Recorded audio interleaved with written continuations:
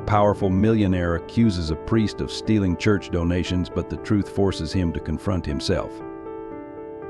The evening shadows crept across St. Margaret's Church as camera flashes illuminated its century-old facade. A crowd of reporters and locals gathered outside, their murmurs growing into a crescendo of speculation. At the center of the chaos stood Michael Davidson, his tailored suit a stark contrast to the humble church grounds. The billionaire's face was etched with what appeared to be righteous anger, his finger pointed accusingly at the church doors. "If this church truly represents God's mercy, then explain to me why hundreds of thousands in donations have vanished without a trace," his voice carried across the crowd, drawing gasps and whispers. "My daughter trusted this place, we all did. But behind these sacred walls something sinister is happening, and I won't rest until the truth comes to light." Father Thomas Bennett stood silently in the doorway, his weathered face betraying no emotion as cameras captured his every breath. The priest's silence only seemed to fuel the growing storm of accusations. Local news vans continued to arrive, their satellite dishes reaching toward the darkening sky like metal trees, broadcasting the unfolding drama to millions of homes across the state. What no one knew that evening was how this confrontation would unravel a decades-old web of secrets, testing the limits of faith, forgiveness, and the true meaning of charity. For in the shadow of St. Margaret's spire, two men's destinies were about to collide in ways that would shake their community to its very foundation. Before we dive into this emotional story, take a moment to share where you're watching from and hit that like button to support more meaningful content like this. Michael Davidson hadn't always been the imposing figure that graced Fortune magazine covers. Born in a working-class neighborhood of Boston, his early life was marked by hardship and loss. His mother disappeared when he was just 8, leaving him in the care of Father James Anderson, a kind-hearted priest who ran the local parish. Under Father James's guidance, young Michael learned the value of hard work and perseverance, though the wound of his mother's abandonment never truly healed. Rising from poverty through sheer determination, Michael built Davidson Technologies from a garage startup into a multi-billion-dollar empire. But success came at a price. His marriage crumbled under the weight of his ambition, leaving his daughter Sarah caught in the middle. Sarah, a sensitive soul with her father's determination and her mother's compassion, became his only connection to humanity amid the cold world of corporate dealings. Father Thomas Bennett, the current priest at St. Margaret's Church, carried his own complex history. A former corporate lawyer who found his calling after a personal crisis, he brought both spiritual wisdom and worldly understanding to his role.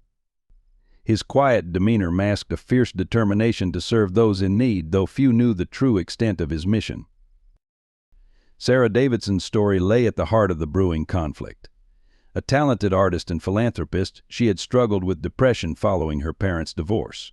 She found solace in St. Margaret's Church, often volunteering at their community programs.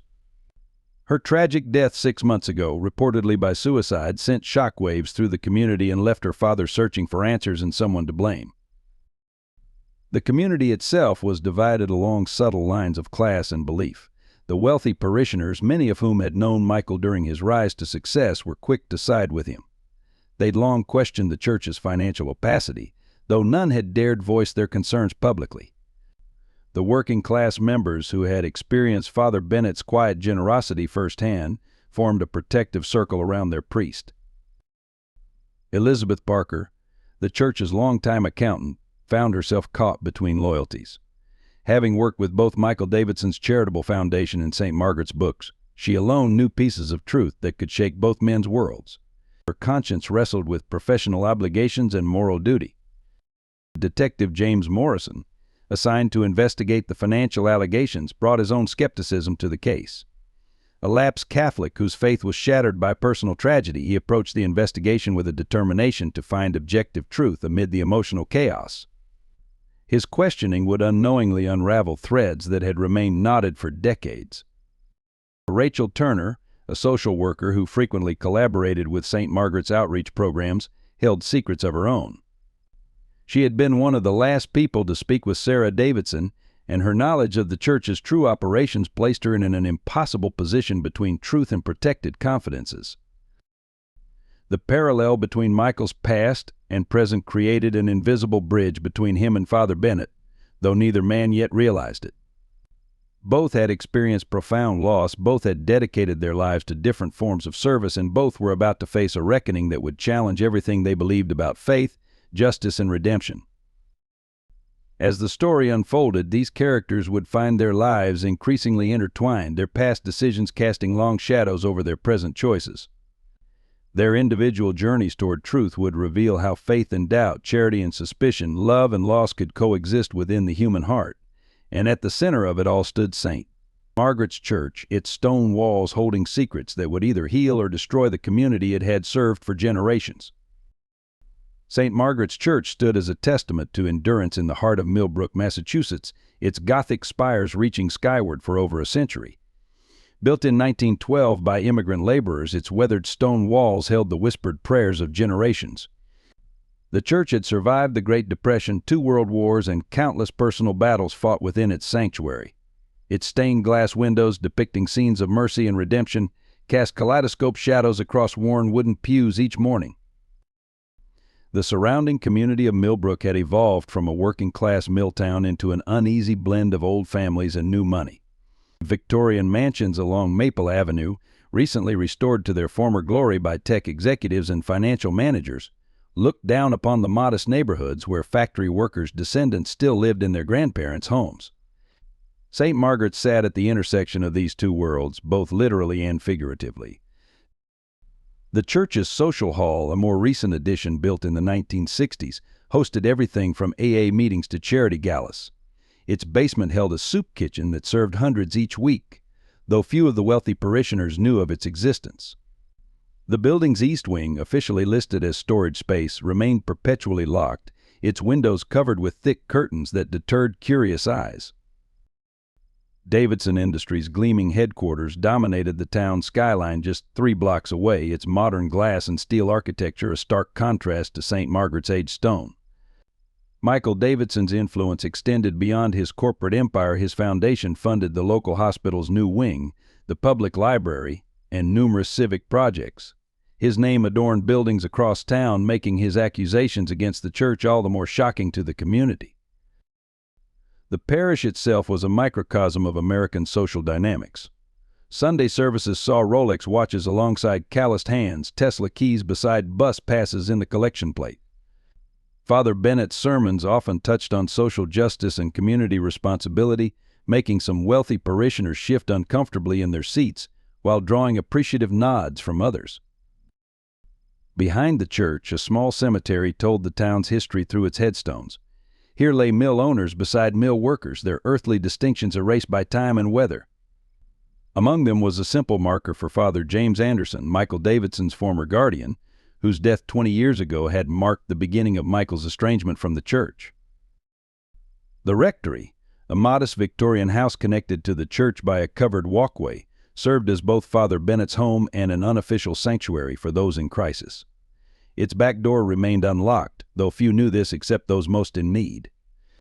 The garden, tended by volunteers, provided vegetables for the soup kitchen and flowers for the altar. Local businesses had taken sides in the growing controversy.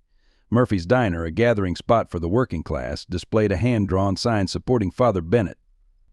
Meanwhile, the upscale Millbrook Coffee House, frequented by Davidson Industries employees, buzzed with theories about financial misconduct.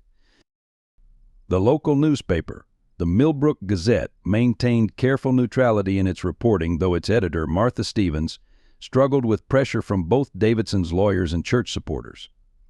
Her office wall held photographs documenting St. Margaret's history of community service alongside coverage of Davidson Industries' rise to prominence. Police patrols had increased around the church since the accusations became public. Officer Sarah Martinez, who grew up in the parish, found herself assigned to watch the building where she'd received her first communion. She observed a steady stream of visitors entering the church at odd hours, though many seemed to disappear once inside, never emerging through the main doors. This complex tapestry of relationships, history, and social dynamics formed the backdrop against which the drama between Michael Davidson and Father Bennett would unfold. The church's weathered walls held not only the community's prayers, but also its secrets, hopes, and fears. As autumn leaves began to fall around St. Margaret's grounds, no one suspected how deeply those secrets would reach, or how their revelation would transform the entire community. The press conference that shattered St. Margaret's peace began precisely at 9 a.m. on a crisp October morning. Michael Davidson stood at a podium hastily erected on the church steps, his usual corporate confidence tinged with barely contained fury. Behind him, a PowerPoint presentation projected onto a white screen displayed damning financial graphs and highlighted bank statements. "For years, we've trusted St. Margaret's with our donations, our faith, and our children's futures," Davidson began, his voice carrying across the gathered crowd. "Today I present evidence of systematic financial misconduct that will shock this community to its core." He gestured to the screen, where numbers scrolled past hundreds of thousands in unexplained withdrawals, mysterious transfers, and undocumented expenses. The crowd gasped as Davidson revealed monthly withdrawals coinciding with large donations, including a substantial sum from his own daughter Sarah's trust fund, dedicated to youth programs that seemed to exist only on paper. "My daughter believed in this church," his voice cracked slightly. "6 months ago she took her own life, and now I wonder if her depression was triggered by discovering these irregularities."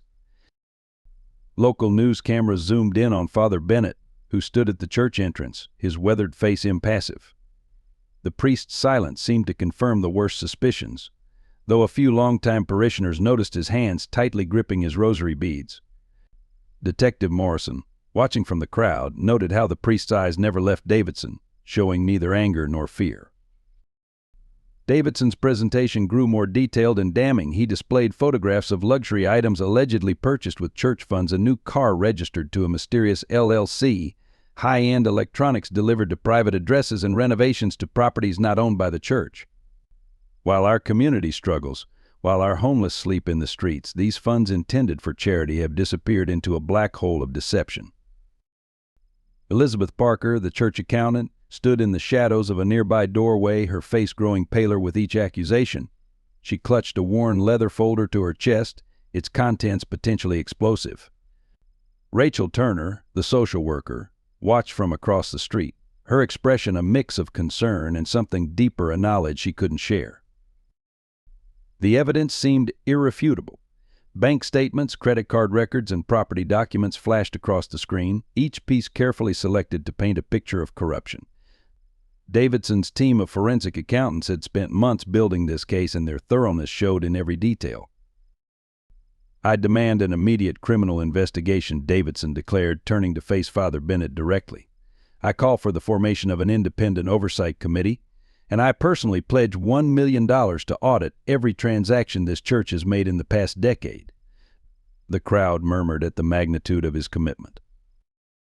Reporter Martha Stevens raised her hand, asking the question everyone had wondered: "Mr. Davidson, why bring these accusations publicly rather than going through official channels first?" Davidson's response sent chills through the audience. "Because my daughter tried the official channels. 3 weeks before her death, she sent a letter to the diocese.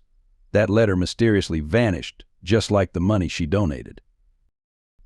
As if on cue, copies of Sarah's final bank statements were distributed, showing a $50,000 donation to St. Margaret's youth program just days before her death. The date stamp seemed to be the final nail in the coffin of the church's reputation. Detective Morrison noticed Father Bennett finally moving, not to defend himself but to comfort an elderly parishioner who had begun to weep. This small gesture of compassion amidst personal attack caught the detective's attention, marking his first doubt about the seemingly airtight case. The press conference concluded with Davidson's dramatic challenge: "Father Bennett, if you have nothing to hide, open all the church records. Show us where the money has gone. Prove that my daughter's faith in this institution wasn't betrayed." The priest's continued silence spoke volumes to most observers, though a few noticed the slight smile that crossed his face as he turned to enter the church. As the crowd dispersed, no one noticed Rachel Turner slipping away through the cemetery or Elizabeth Parker making a quiet phone call from behind a tombstone. The pieces were in motion, though not in the way Michael Davidson had planned. The truth would emerge, but it would follow a path no one expected, leading through decades of secrets and sacrifices that would test the very foundations of faith and forgiveness. The aftermath of Michael Davidson's accusations rippled through Millbrook like a stone thrown into still water. Within hours, St. Margaret's once unified congregation splintered into factions. The church steps, where morning dew still glistened, became a battleground of whispered accusations and defended loyalties. Longtime parishioner Margaret Wells, who had helped run the church's food pantry for 20 years, found herself verbally accosted in the grocery store by former friends demanding explanations. "How can you still support them?" they asked while she clutched her shopping basket with trembling hands. The simple act of buying bread for the pantry now drew suspicious glares. Local media descended like vultures. News vans lined the street, their satellite dishes reaching skyward like metal trees. Reporters ambushed parishioners leaving morning mass, thrust microphones at shop owners who had donated to church causes, and camped outside Father Bennett's rectory. The priest's continued silence only fueled their speculation, though he maintained his daily routine of morning prayers and visiting the sick. Inside Davidson Industries, employees whispered about Sarah's final days. Her corner office remained untouched, a shrine to unanswered questions. Her assistant, Jenny Martinez, finally broke down during a lunch break, revealing to co-workers how Sarah had seemed anxious and preoccupied in her final weeks, making frequent calls to the church that she never explained. Detective Morrison's preliminary investigation faced immediate obstacles. Church supporters refused to speak without their lawyers present, while Davidson's allies overwhelmed him with tips about suspicious activities they'd allegedly witnessed. Each lead seemed a dead end at the church's locked east wing, which Father Bennett insisted contained only old records and cleaning supplies. Elizabeth Parker found her professional reputation under attack. Anonymous emails questioned her competence and integrity. Her teenage son came home from school with a bloody nose after defending her name in a fight. That evening, she sat at her kitchen table, staring at the leather folder she hadn't opened in years, wondering if its contents would heal or destroy the community she loved. Social media exploded with competing hashtags "Justice for Sarah" and "Stand with Margaret's" trended locally. Online arguments turned bitter as users dug up old photos and posts, searching for evidence to support their chosen side. A video of Sarah Davidson volunteering at a church event months before her death went viral, with viewers dissecting her expression and body language for signs of distress. Rachel Turner watched the chaos unfold while maintaining her own delicate balance. Her office at Social Services received dozens of calls from concerned citizens reporting suspected financial abuse, though she knew most were motivated by the morning's accusations rather than evidence. She kept her own counsel, remembering Sarah's last visit to her office and the weight of promises made.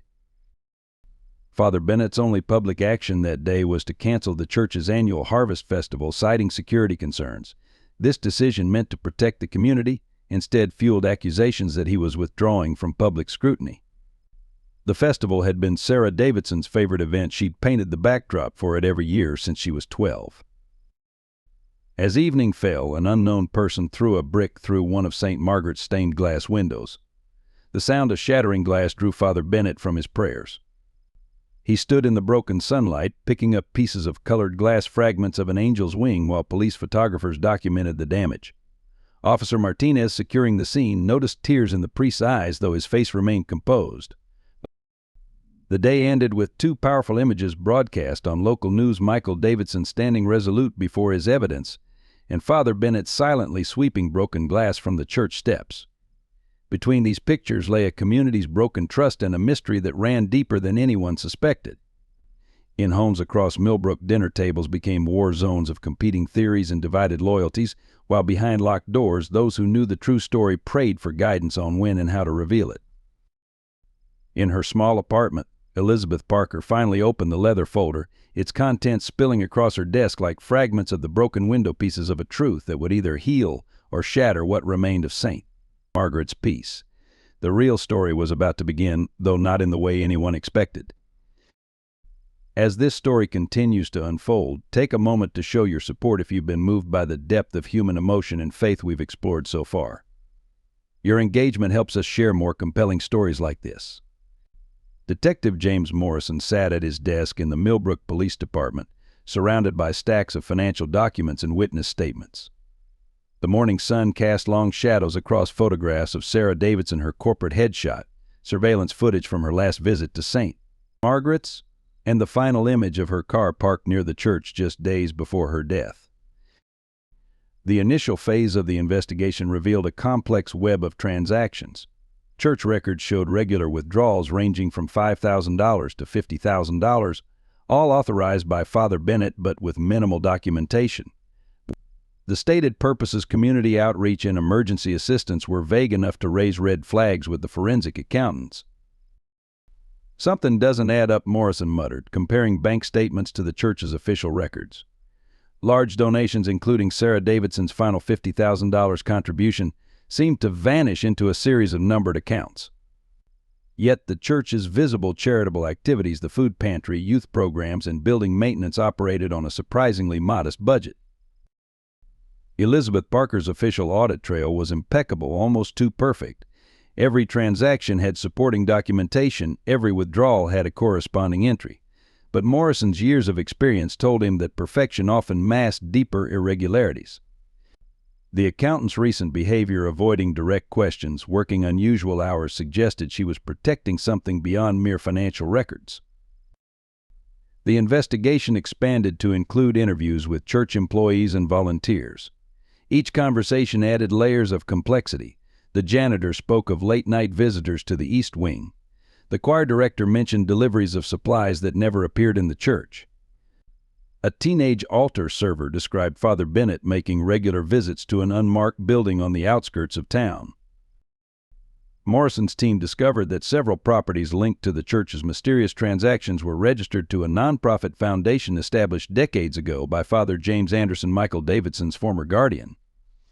The connection seemed too significant to be coincidental, though Davidson claimed no knowledge of the foundation's activities. The detective's attention kept returning to Sarah Davidson's final weeks. Security footage showed her making multiple visits to St. Margaret's, often staying for hours. Phone records revealed dozens of calls to both Father Bennett and Rachel Turner.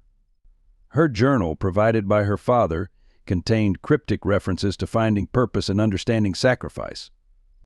Officer Martinez contributed critical observations from her patrol duties. She reported regular gatherings at the church well past midnight, though no official events were scheduled. Local homeless people seemed to disappear from their usual spots on certain nights, only to reappear the next day looking refreshed and well-fed. The investigation faced mounting pressure from both sides. Davidson's lawyers demanded faster action, while church supporters accused the police of harassment. Morrison found his own Catholic upbringing clouding his judgment, memories of confession and absolution mixing with his professional skepticism. A breakthrough came from an unexpected source.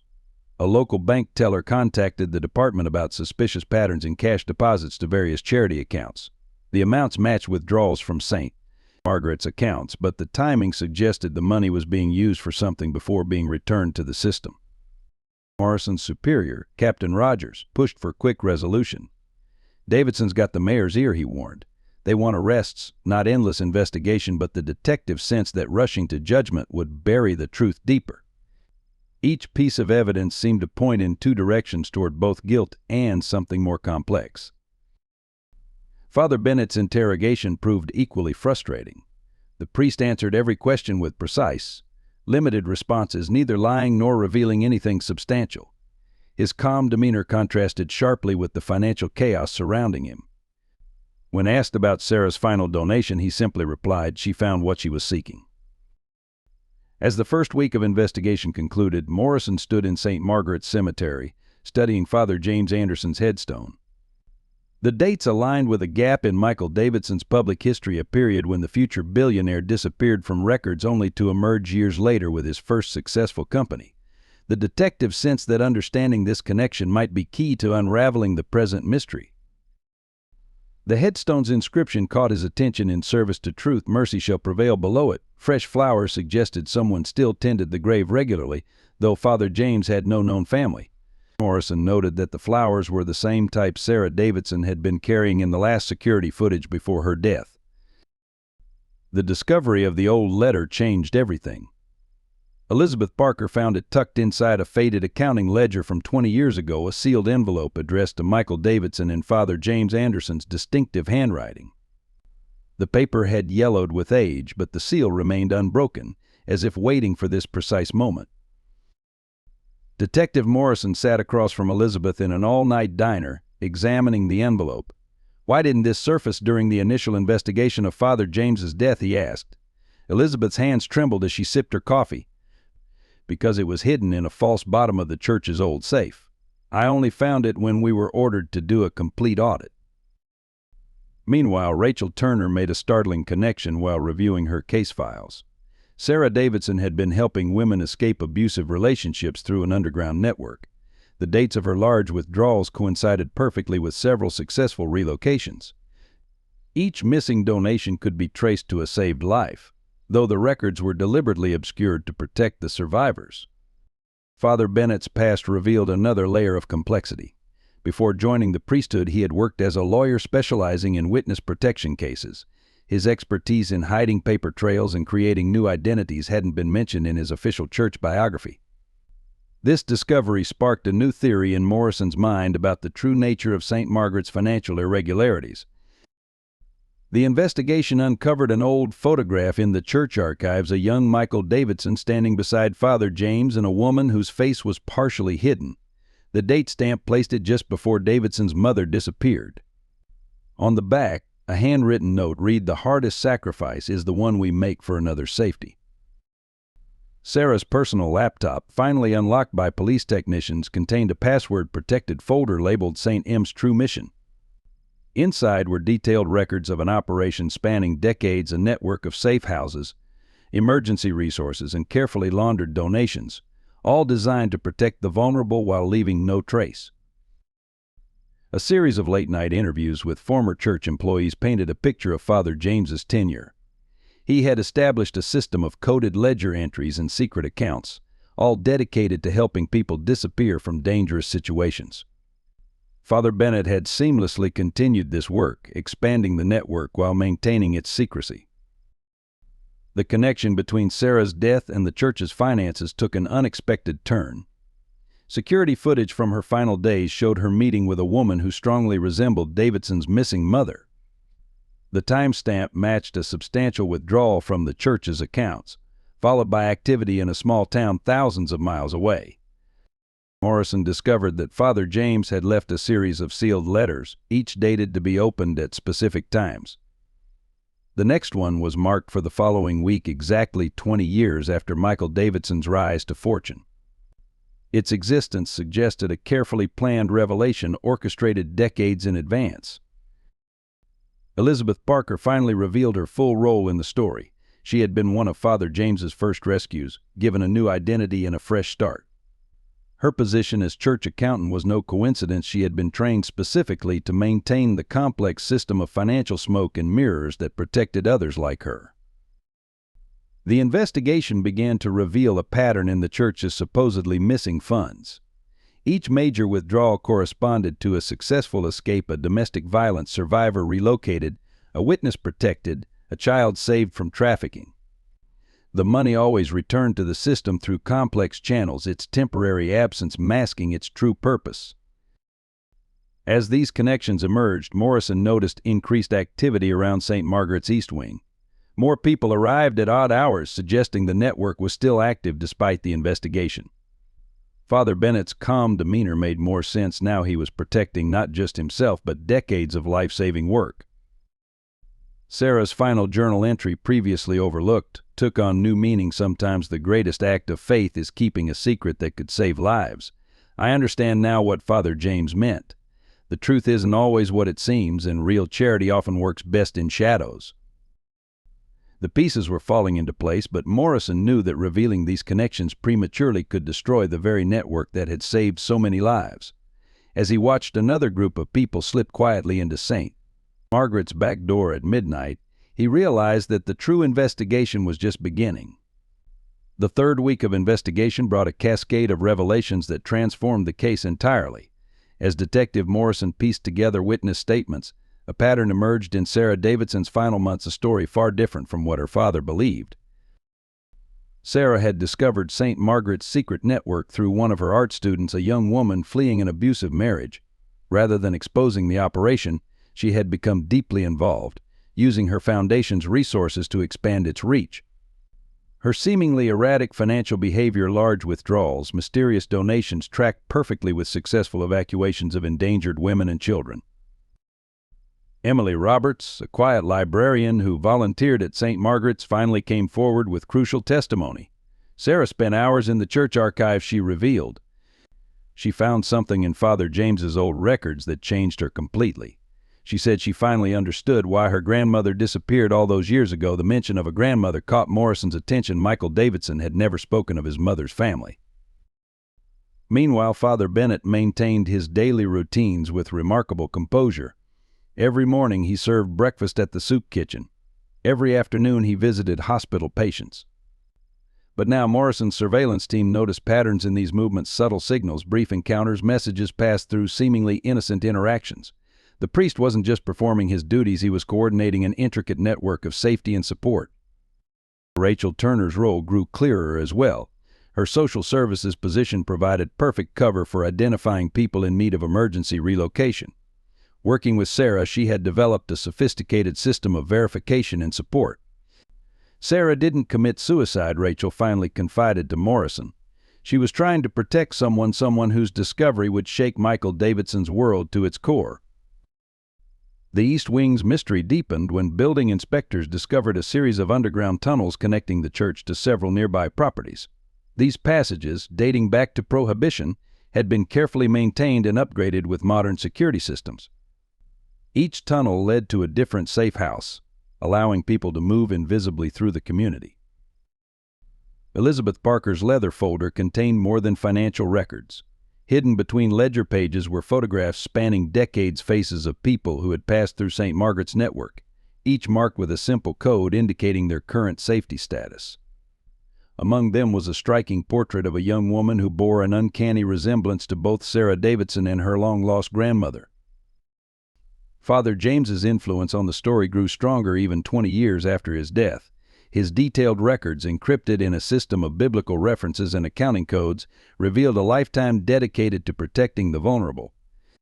Michael Davidson's own rescue as a child had been part of a larger operation to protect his mother from his abusive father, a truth hidden so deeply that even Michael didn't know the full story. Sarah's art studio, previously sealed as a crime scene, yielded another crucial piece of the puzzle. Behind her last unfinished painting, the police found a hidden compartment containing a journal written by Father James. The entries stopped abruptly on the day of his death, but the final pages outlined a plan spanning decades, a plan that Sarah had discovered and chosen to continue. The network's true scope became apparent as Morrison interviewed past beneficiaries, a successful businesswoman in Chicago who had fled domestic violence, a key witness from a federal trafficking case now teaching at a small college, a former child abuse victim who had become a counselor. Each life saved created ripples of positive change, all traced back to St. Margaret's quiet operation. Detective Morrison found himself at a moral crossroads. The evidence suggested no actual financial crimes, every dollar was accounted for, every transaction ultimately legitimate. The only deception was in the temporary obscuring of funds used to save lives. But revealing this truth would destroy the network's effectiveness and potentially endanger hundreds of people who relied on its secrecy. Sarah's final days took on new meaning as the timeline clarified. She had discovered that her grandmother was alive, living under a new identity provided by Father James.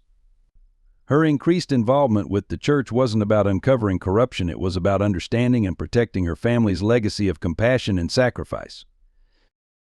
The investigation also revealed an unexpected connection between Father Bennett and Father James. Before his death, Father James had specifically requested Bennett as his replacement, recognizing in the younger priest the same commitment to justice that had driven his own work. The two had worked together briefly, passing on the complex knowledge needed to maintain the network's security. As these storylines converged, Morrison realized that the real mystery wasn't about missing money or corruption. It was about the price of doing good in a world that often punished compassion. Sarah Davidson had died protecting this truth, and now her father's quest for justice threatened to destroy the very network that had saved his own family decades ago.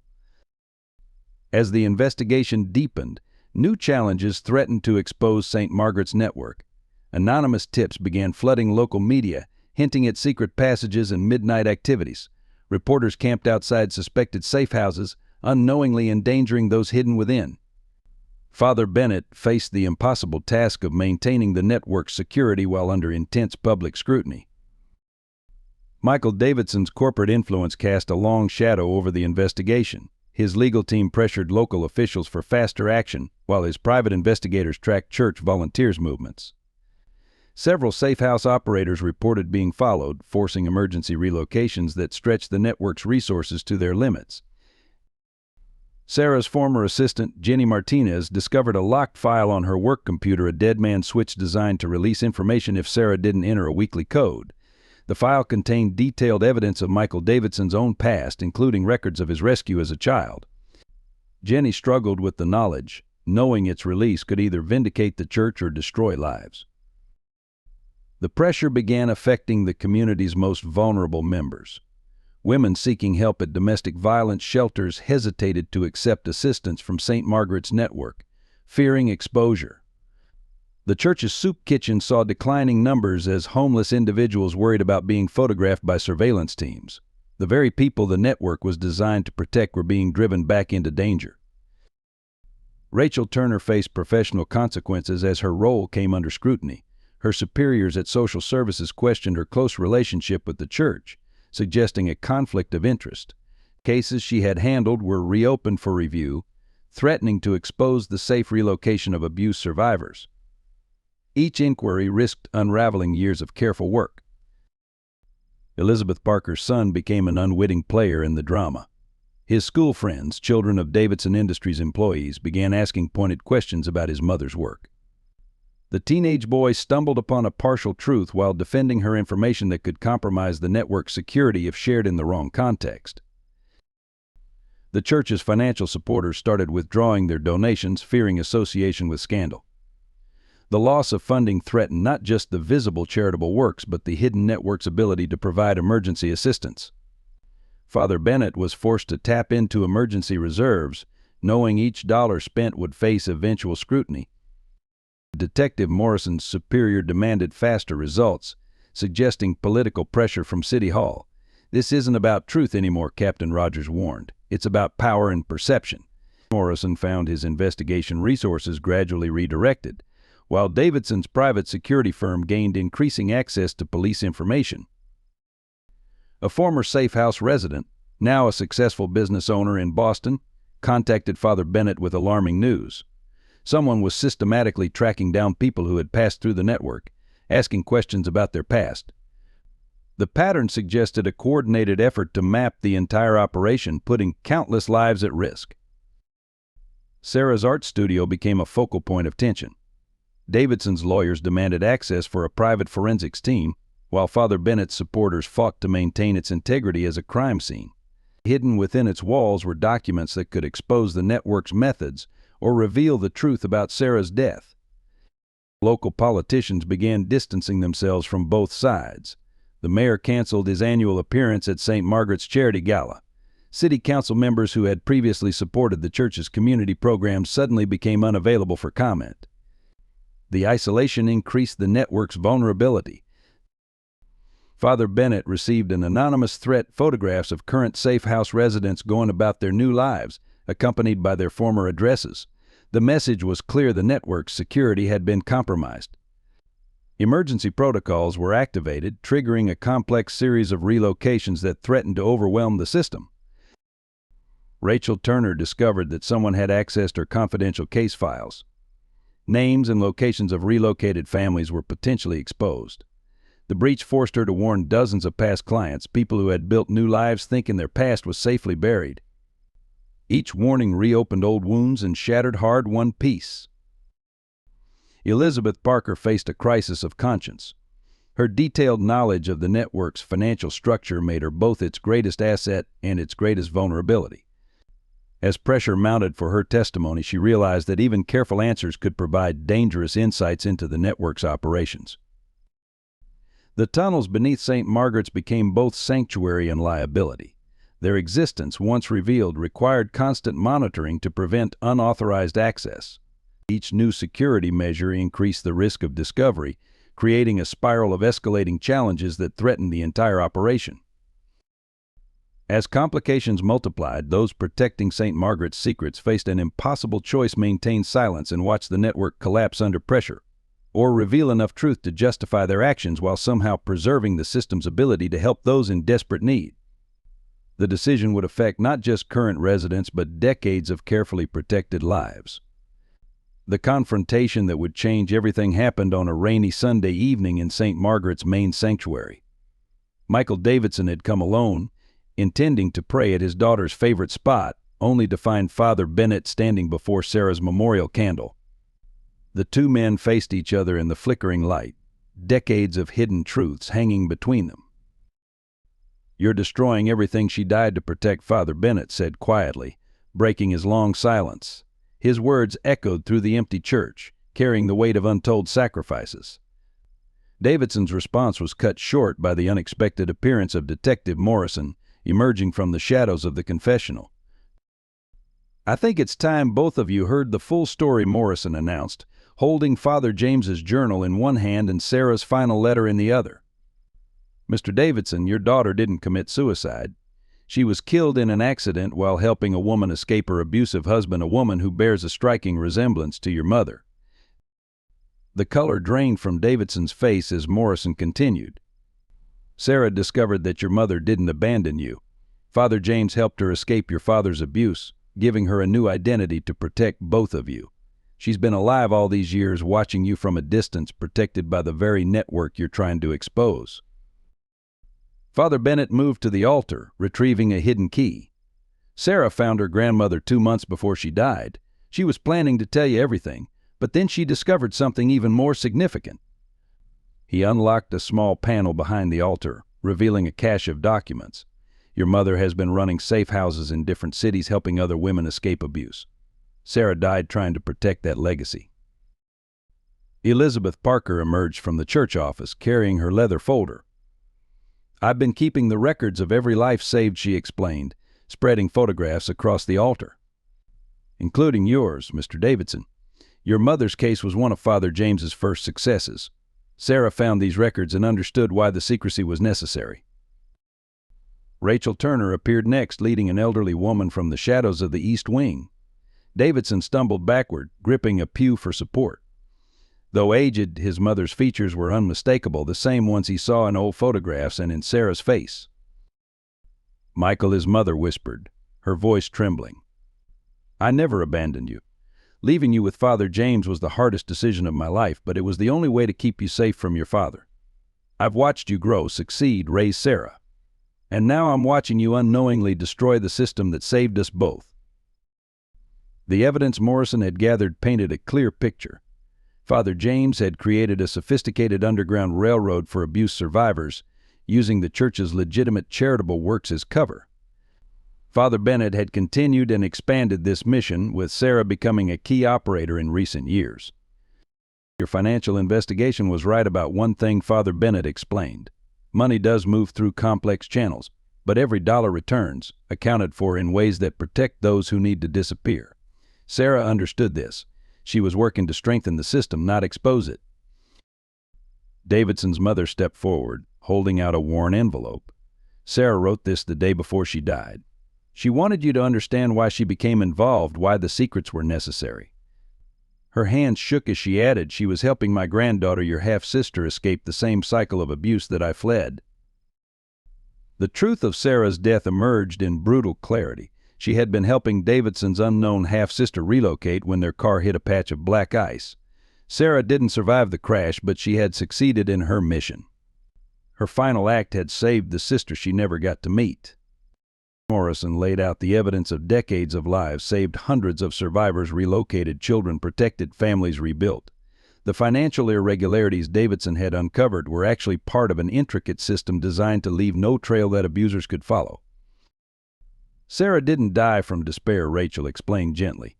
"She died continuing your mother's legacy of courage and sacrifice. The network she protected has saved thousands of lives, including members of your own family." As the full weight of the truth settled over the sanctuary, Father Bennett made a final revelation. Sarah left instructions in case anything happened to her. She converted her entire trust fund into an endowment for the network, but she made its release conditional on your acceptance of its mission. She believed that once you understood, you would become its greatest protector. The rain intensified outside, drumming against the stained glass windows as Michael Davidson faced the consequences of his crusade for justice. In seeking to honor his daughter's memory, he had nearly destroyed her life's final work. Now he had to decide whether to continue his public campaign for transparency or protect the secrets that had saved his own family and continued to save others. The sanctuary fell silent as Michael Davidson sank into a pew, his mother's letter trembling in his hands. The paper crackled as he unfolded it, Sarah's familiar handwriting blurring through his tears. Her words, written hours before her death, filled the sacred space with a daughter's final wisdom. Daddy. The letter began, "By the time you read this, you'll know the truth about our family's legacy. Grandma didn't abandon us. She started a chain of courage that saved countless lives. I found her through Father Bennett's network, and in doing so, I discovered my true purpose. The money you think was stolen has built invisible bridges to safety for those who had nowhere else to turn." His mother sat beside him, her weathered hand covering his. Decades of separation dissolved in that touch, carrying the weight of sacrifices made and secrets kept. Father Bennett stood at a respectful distance, his silence offering space for this long-overdue reunion. Sarah's letter continued, describing her journey of discovery. She wrote about finding her grandmother's original case file, about understanding why Father James had orchestrated their family's separation. She detailed the network's operation, how it transformed donation money into new identities, safe passages, and fresh starts. "The night I discovered the truth," Sarah wrote, "I sat in this church until dawn, wrestling with what I'd learned. But then a woman came in, clutching her children, desperate for escape from an abusive home. I watched Father Bennett mobilize the same network that saved Grandma. And I knew what I had to do. This isn't just about our family anymore. It's about every family trapped in cycles of violence." Detective Morrison shared evidence of Sarah's involvement in the network. Security footage showed her working late at the church, coordinating safe houses, arranging transportation. Her art studio had become a waypoint for women fleeing abuse, her paintings hiding coded messages about safe routes and available resources. Elizabeth Parker opened her ledgers, revealing Sarah's financial genius. She had refined the network's money movement systems, making them simultaneously more efficient and more untraceable. She protected both the funds and the people they served. Elizabeth explained, her voice thick with emotion. Every transaction told a story of salvation. Rachel Turner described Sarah's final days. She knew her sister was in danger, Rachel revealed. "Your other daughter, Mr. Davidson. Sarah never met her, but she gave her life making sure her sister would have the chance that your mother gave you." The magnitude of Sarah's sacrifice overwhelmed Davidson. His daughter hadn't died in despair, she had died ensuring another young woman's freedom. His crusade for transparency, intended to honor her memory, had nearly destroyed everything she fought to protect. Father Bennett finally approached, carrying a small box. "Sarah left this for you," he said softly. "She asked that it be given to you only when you understood why silence can sometimes be the greatest form of love." Inside the box, Davidson found a series of photographs, his mother holding him as a baby, Sarah as a child, and recent pictures of women and children who had passed through the network. On the back of each photo was written a simple message: saved by silence, protected by love. His mother shared her own story, at last the terror of life with his abusive father, the desperate night she sought help at St. Margaret's, Father James's promise of protection. "Leaving you behind was like cutting out my own heart," she whispered. "But Father James promised to guide you toward a better path than your father's rage." The rain outside had softened to a gentle rhythm, matching the tears that fell freely in the sanctuary. Davidson looked up at the stained glass windows, seeing them through new eyes. Each panel told stories of sacrifice and redemption, reflecting the very work that happened in secret beneath the church's spiritual mission. Sarah's letter concluded with a challenge: "When you know the truth, Dad, you'll face a choice. You can expose everything in a quest for justice that will destroy lives, or you can become part of the network that saves them. I choose to believe you'll make the right decision. Love, like mercy, sometimes works best in shadows." The weight of this truth pressed down on all present. Davidson's public campaign for transparency had brought them to this moment, but the real revelation wasn't about missing money or institutional corruption. It was about the profound cost of love, the power of sacrifice, and the quiet heroism of those who choose to protect others at the expense of their own recognition. Father Bennett broke the heavy silence. "Sarah believed in your capacity for understanding, Mr. Davidson. She knew that once you saw the full picture, you would become the network's greatest defender." As the last light faded from the stained glass windows, Michael Davidson faced the choice his daughter had predicted. The truth he had sought had led him not to corruption, but to a deeper understanding of love's demanding nature. In the gentle presence of his mother, surrounded by evidence of his daughter's courage, he began to understand the true meaning of justice. If this story of faith, redemption, and unconditional love has touched your heart, please consider subscribing to our channel. Your support allows us to continue sharing these profound stories that remind us of humanity's capacity for compassion and sacrifice. The full scope of personal sacrifices emerged in the days following the sanctuary revelation. Sarah's final recorded video, discovered in her studio's hidden safe, revealed the emotional toll of her double life. "Every time we save someone," she confided to the camera, "I think about Grandma's choice to leave Dad behind. Sometimes saving one person means breaking another's heart." Detective Morrison uncovered years of carefully orchestrated deceptions. Father James had maintained detailed correspondence with Davidson's mother, keeping her informed of her son's life while ensuring she remained hidden. Each letter represented a birthday, graduation, or milestone witnessed only from afar. The priest had carried the weight of this separation until his death. Elizabeth Parker shared her own devastating history. She had been one of the first women Father James saved, given a new identity when she was just 19.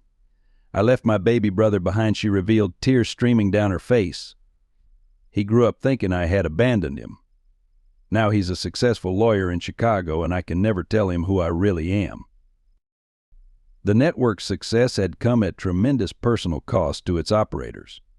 Father Bennett's seminary classmates had ostracized him, believing he had embezzled church funds. His own family had cut ties, unable to understand his apparent betrayal of his duties. Yet he had maintained his silence, protecting the network's secrets at the expense of his reputation. Rachel Turner's marriage had ended because she couldn't explain her late-night absences and mysterious phone calls. Her ex-husband had assumed infidelity, and she had accepted his judgment rather than compromise the network's security. "Some nights," she admitted, "I dream of telling him the truth, of being understood at last."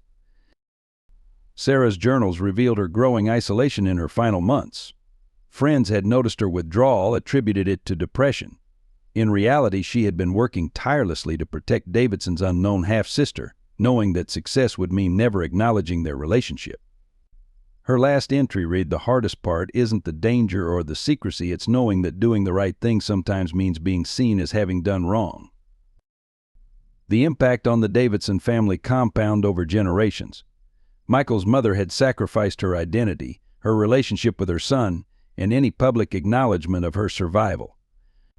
She had watched him grow wealthy and influential from a distance, unable to share in his triumphs or comfort his sorrows. Her second daughter, Sarah's half-sister, would never know her father or the sister who died saving her. Father James's personal papers revealed his own crisis of faith.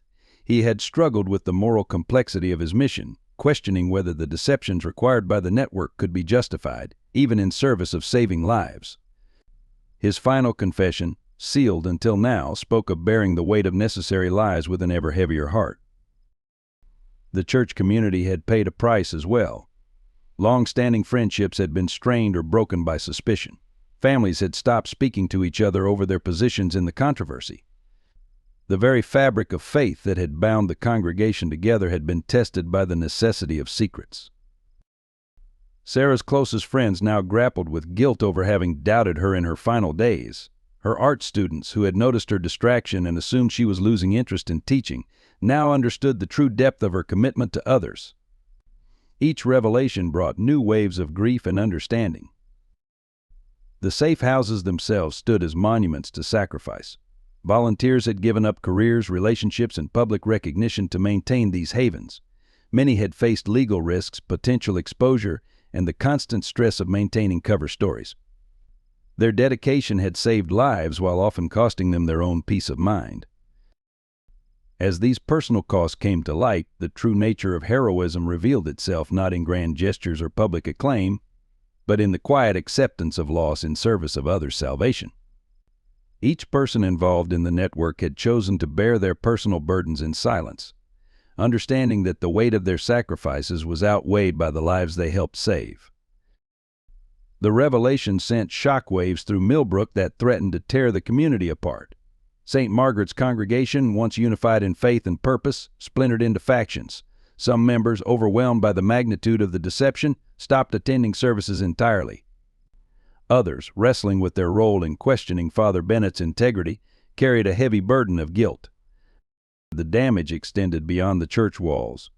Local businesses that had taken sides in the controversy faced boycotts and lost customers. Murphy's Diner, which had staunchly supported Father Bennett, saw its morning crowd dwindle as Davidson Industries employees took their business elsewhere. The Millbrook Coffee House, which had aligned with Davidson, lost longtime patrons who had supported the church. At Millbrook High School, the divide affected students. Elizabeth Parker's son faced continued harassment, while children of Davidson Industries employees dealt with their own form of isolation. The school's guidance counselor reported increased anxiety among students whose families were caught in the conflict. The annual church youth group retreat was canceled for the first time in 30 years.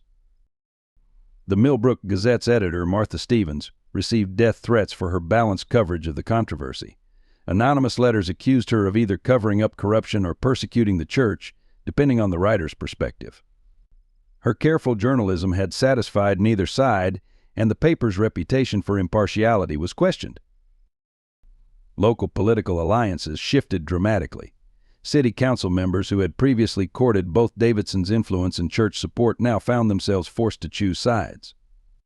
The mayor's upcoming re-election campaign teetered on the brink of disaster as each public statement risked alienating half the voters. The police department faced its own crisis. Officers who had attended St. Margaret's felt betrayed by the investigation, while others questioned whether some colleagues had deliberately overlooked suspicious activities. Detective Morrison's team was quietly disbanded, its members reassigned to different divisions to avoid internal conflicts. Social services experienced unprecedented strain. Rachel Turner's cases were redistributed, disrupting years of carefully built trust with vulnerable clients. Women seeking help began to doubt the confidentiality of the system, leading to a dangerous decline in domestic violence reporting. The shelter network, already operating at capacity, struggled to maintain its effectiveness under intense scrutiny. The artistic community, which had celebrated Sarah's talents in philanthropy, now grappled with reinterpreting her work. Her paintings, displayed in various public buildings, took on new meaning as people searched for hidden messages and symbols. The annual art festival, which she had helped establish, became a flashpoint for debate about truth and representation.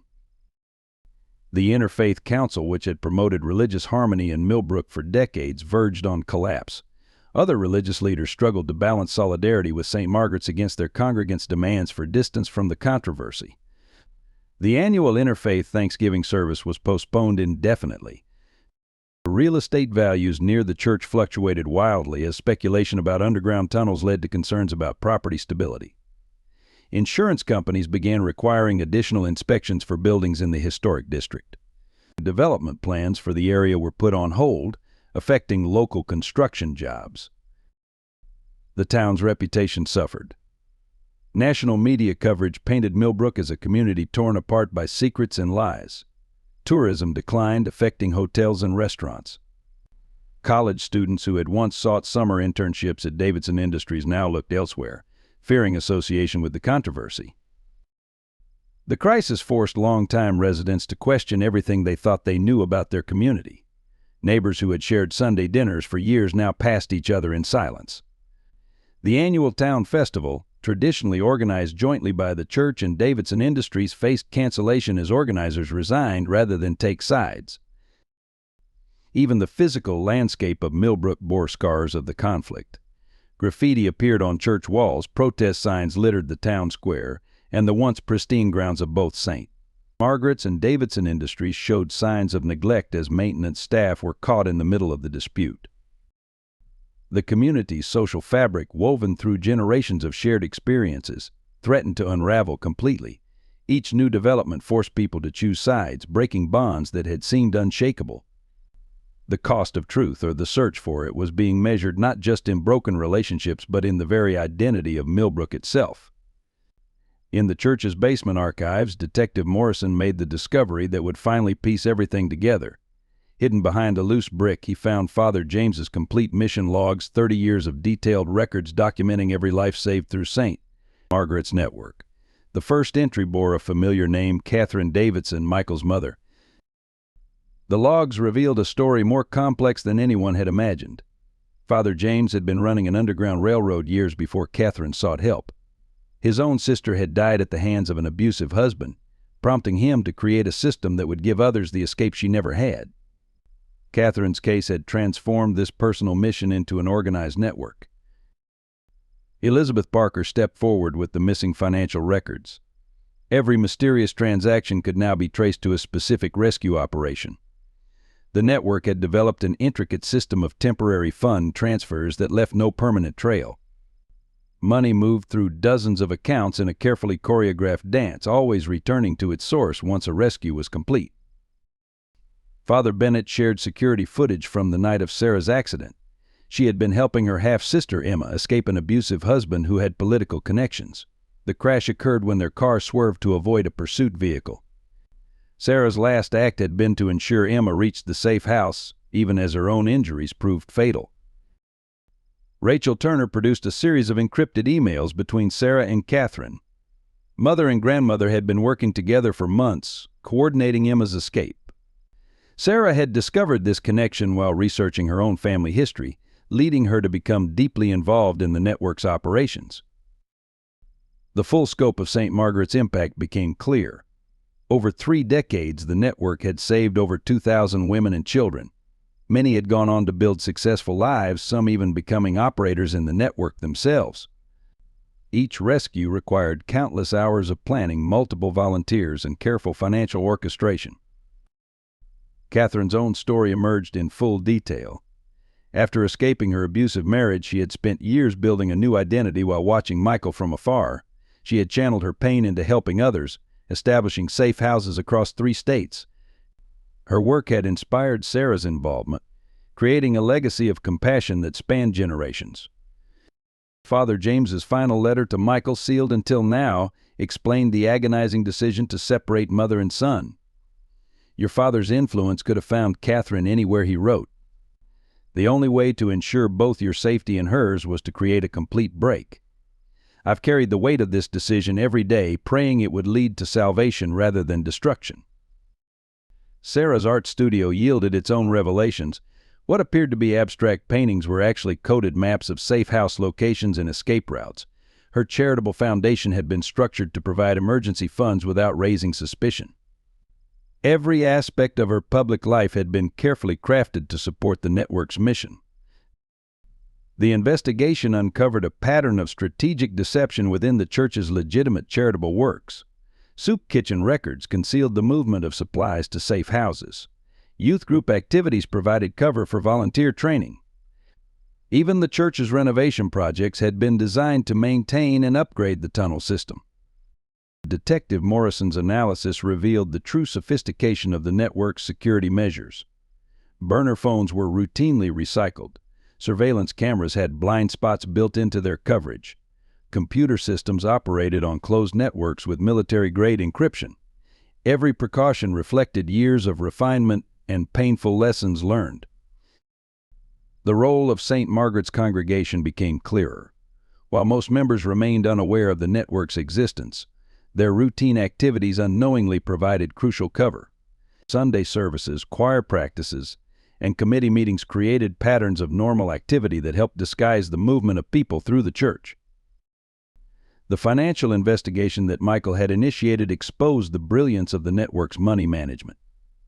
Donations were processed through a complex series of legitimate charities, each transaction technically legal and documented.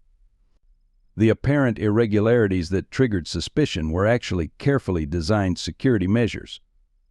Father Bennett's own background proved crucial to the network's evolution. His legal expertise had helped strengthen its documentation procedures, while his corporate experience informed its financial structures. Every change he implemented was designed to protect both the rescued and their rescuers. The truth about Sarah's relationship with the church revealed layers of meaningful connection. She had not only discovered her grandmother's story, but had also uncovered evidence of dozens of families helped by Father James during Michael's childhood. Her growing involvement with St. Margaret's reflected a deep understanding of her family's legacy of both trauma and healing. As the complete truth emerged, it became clear that the network's greatest achievement wasn't just in the number of lives saved, but in how it had transformed tragedy into triumph. Each survivor's story represented not just an escape from danger, but a link in a chain of compassion that stretched across decades. Michael Davidson sat alone in Sarah's art studio, surrounded by the evidence of her secret life. Each painting now revealed its hidden purpose: landscapes that mapped escape routes, abstract patterns that encoded safe house locations. His daughter's artistic talent had served a mission far greater than he had imagined. The weight of understanding descended gradually. Every accusation he had made against the church now reflected back on him, revealing his own blindness. Sarah hadn't been depressed, she had been dedicated. She hadn't been confused, she had been courageous. His crusade for transparency had nearly destroyed the very network that had saved his own family. Father Bennett found him there, offering not judgment but compassion. Sarah knew this day would come, the priest said softly, placing a final letter on the desk. She believed that understanding would transform your anger into purpose. The letter, written the day before her death, spoke of hope rather than fear, of legacy rather than loss. Catherine joined them, her presence still surreal to Michael. Mother and son sat together for the first time in 40 years, sharing memories of Sarah. Catherine revealed how she had watched Michael's life unfold from a distance, attending his college graduation in disguise, sending anonymous gifts on special occasions, praying at his wedding from the back of the church. The network's survivors began sharing their stories, each one illuminating another facet of Sarah's involvement. A young mother described how Sarah had taught art classes at the safe house, helping children process their trauma through creativity.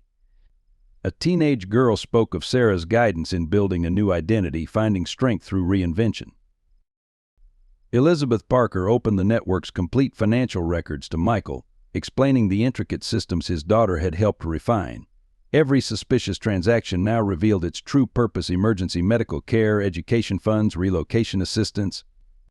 The money had never disappeared, it had been transformed into second chances. Rachel Turner shared recordings of her final conversations with Sarah, discussions filled with hope for the network's future. Sarah had been developing plans to expand the system, using her business acumen to create more sustainable funding sources.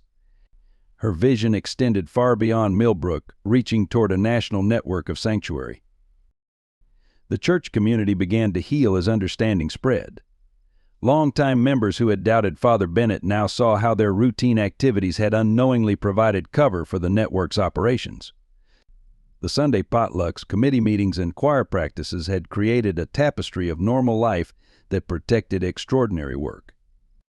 Detective Morrison provided Michael with access to Father James's complete records. Reading through his former guardian's journals, Michael discovered the depth of love behind the necessary deceptions. Father James had maintained detailed accounts of Michael's progress, sharing every milestone with Catherine while protecting her location. Sarah's half-sister Emma, now safely established in a new life, sent a letter of gratitude. Her words brought both pain and healing. Sarah gave her life, ensuring that I would have the same chance at freedom that your mother's sacrifice gave you. She understood that sometimes love requires walking away to protect those we cherish. The artistic community, now understanding the true meaning of Sarah's work, organized an exhibition of her paintings. Viewers who knew the network story could see the hidden messages: safe routes mapped in mountain trails, contact instructions encoded in cloud formations, hope disguised as abstract color. Michael spent long hours in St. Margaret's sanctuary, retracing Sarah's steps. He found her favorite pew, where she had prayed while coordinating rescue operations. He discovered her hidden office in the East Wing, where maps and documents revealed the scope of her commitment to the network's mission. The process of acceptance brought unexpected peace. Michael began to see how his daughter had inherited Catherine's courage and Father James's compassion. Sarah had found a way to transform the family's history of trauma into a legacy of healing, using their wealth and influence to protect others from similar pain. Father Bennett guided Michael through the network's current operations, showing how Sarah's innovations had strengthened their ability to help others. Her financial strategies, artistic codes, and security protocols had created a more resilient system. Even in death, she continued to protect and serve through the structures she had helped build. As understanding deepened, Michael recognized that his quest for justice had been misguided. True justice lay not in exposure but in continuation, not in vindication but in service. Sarah had known this, had tried to show him through her work with the church. Now, finally, he began to understand the profound truth behind his daughter's chosen path. Michael Davidson's public statement stunned Millbrook. Standing on St. Margaret's steps where he had once made accusations, he now offered a different truth. "My investigation was misguided," he announced, his mother and Father Bennett at his side. "What I discovered was not corruption, but compassion on a scale I never imagined." The press conference transformed into something unexpected, a celebration of Sarah's legacy. Michael revealed his daughter's true role without compromising the network's security. "Sarah Davidson didn't die in despair," he declared. "She died ensuring that others would have the chances she had, that families could find safety and hope when they needed it most." Catherine's presence created a powerful image of reconciliation. Mother and son stood together publicly for the first time in decades, their reunion symbolizing the healing of old wounds. Michael explained how Father James had protected them both, his voice breaking as he acknowledged the sacrifice of his former guardian. Detective Morrison closed the investigation with a carefully worded statement. "The financial audit showed no misuse of funds," he reported. "Every dollar had been properly accounted for, though the specific details of charitable works would remain confidential to protect recipient privacy." His words provided official closure while preserving the network's secrets. The church community began to rebuild. Father Bennett's first sermon after the resolution drew record attendance. He spoke not of victory or vindication, but of forgiveness and understanding, true faith. He reminded his congregation, "Often requires us to trust in work we cannot see and honor sacrifices we may never fully know." Michael redirected his resources toward supporting St. Margaret's mission. The Davidson Foundation established a new charitable fund officially dedicated to supporting victims of domestic violence. Behind the scenes, this provided legitimate cover for the network's continued operations, strengthening its ability to help those in need.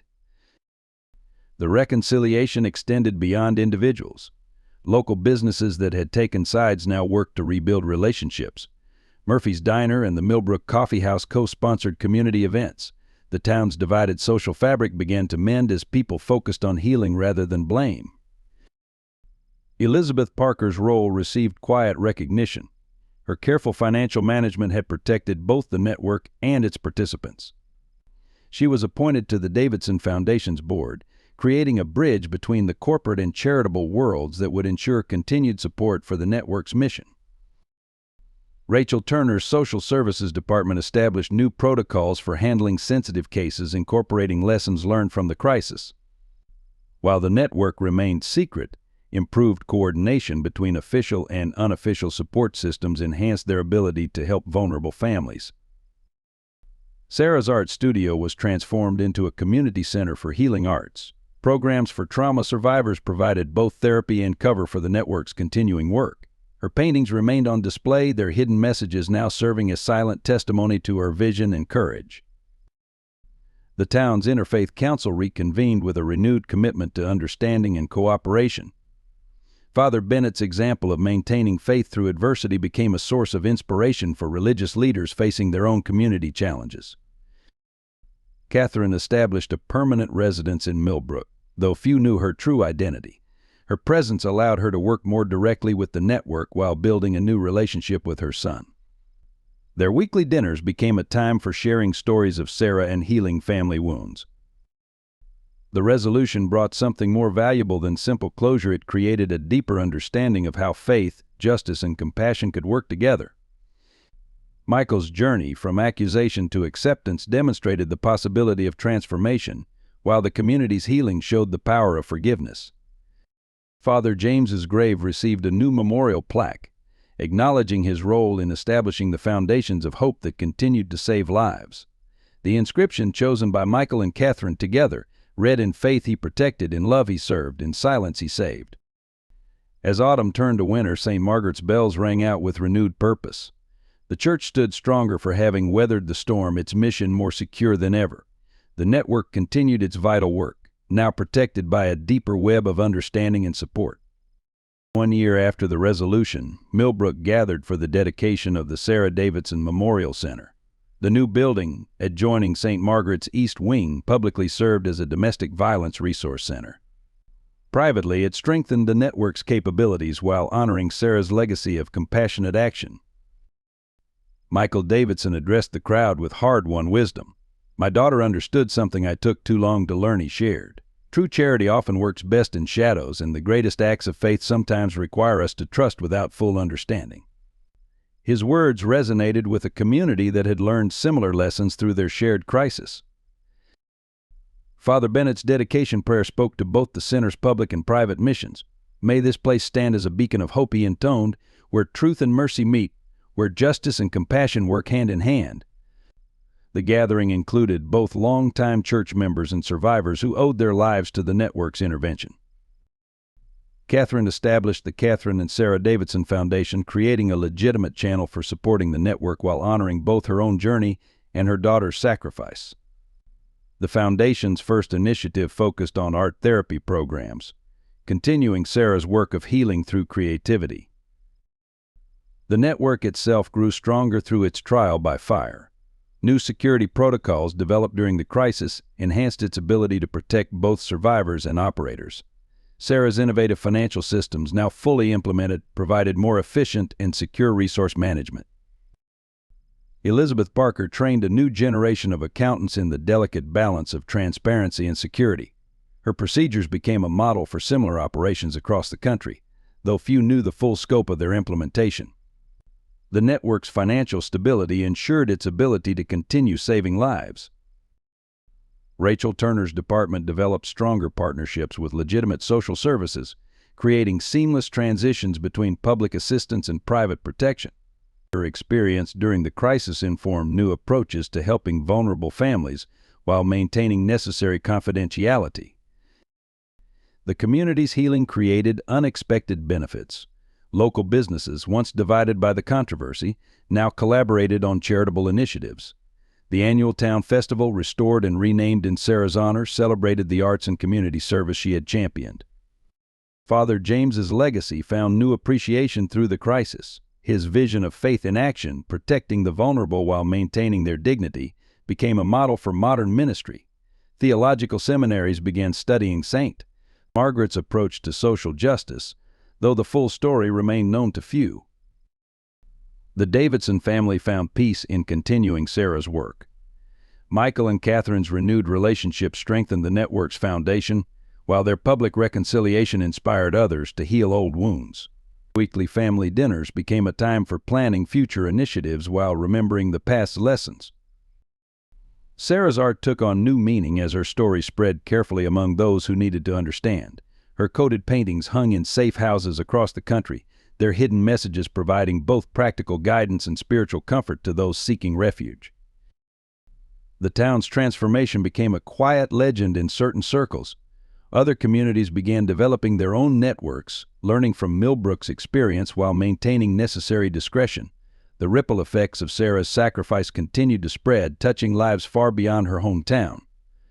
Detective Morrison, though retired, maintained connections with the network, providing valuable perspective on security and legal considerations. His experience helped shape protocols that protected both survivors and those who helped them, ensuring the network's continued effectiveness. The future of St. Margaret's mission seemed secure. New volunteers, carefully vetted and trained, ensured its continuation. The balance of public service and private protection, tested by crisis, emerged stronger and more resilient. As the dedication ceremony concluded, the gathered community understood that their shared trial had forged something precious. The legacy of faith, sacrifice, and redemption would continue, touching future generations through the quiet work of compassion that Sarah had championed. The final words on the memorial plaque captured this enduring message: "In darkness she brought light. In silence she spoke truth. Through sacrifice she showed the way." May her example guide us always toward mercy's hidden path. If this story of faith, sacrifice, and redemption has touched your heart, please take a moment to support our team by subscribing to the channel. Share this video with your friends and family who might find meaning in Sarah's journey of compassion. Hit the like button and let us know in the comments how this story resonated with you. Would you like to hear the next chapter in this powerful narrative? Your engagement helps us continue sharing these meaningful stories that remind us of humanity's capacity for love and redemption.